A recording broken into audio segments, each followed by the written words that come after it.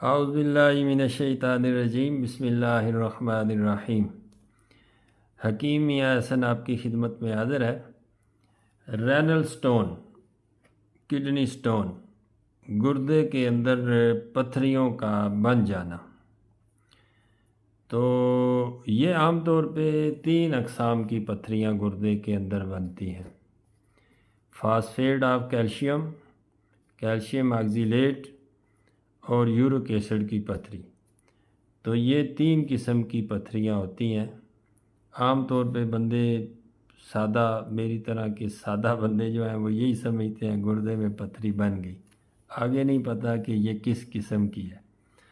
بہرحال 3 اقسام کی پتھریاں ہوتی ہیں اور غذائی بے احتیاطی کی وجہ سے یہ بن جاتی ہیں، خاص طور پہ خشک غذا، چاہے وہ گرم خشک ہے یا سرد خشک مزاج کی چیزوں کا کثرت سے استعمال۔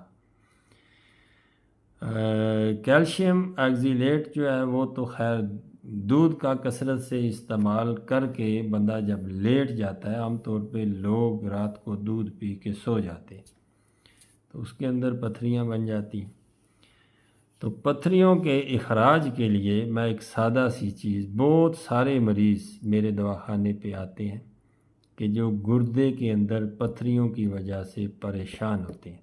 میں نے پہلے بھی اس کے اوپر 3-4 ویڈیوز بنائی ہیں، لوگ بہرحال سنتے نہیں ہیں، اور جس کے پاس سامنے جو ویڈیو آتی ہے اس سے مستفید ہوتا ہے، ادروائز وہ پروفائل کو یا مطلب ہے کہ اس کے علاوہ وہ کوئی دیکھتا نہیں ہے کہ کوئی آپ پہلے بھی کوئی نسخے شیئر کیے گئے ہیں۔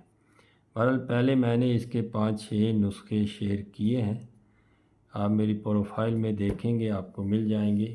سادہ سی چیز میں آپ کو بتاؤں، پٹ کنڈا آج کل جوانی پہ ہے، آج کل عروج پہ ہے، چرچٹا بھی اس کو کہا جاتا ہے۔ پٹ کنڈا، پٹ کنڈا 1 تولہ، اس کی شاخیں لے لیں، اس کے پتے لے لیں، اس کی جڑ لے لیں، جو بھی اس کا جز آپ کو میسر ہو وہ لے لیں۔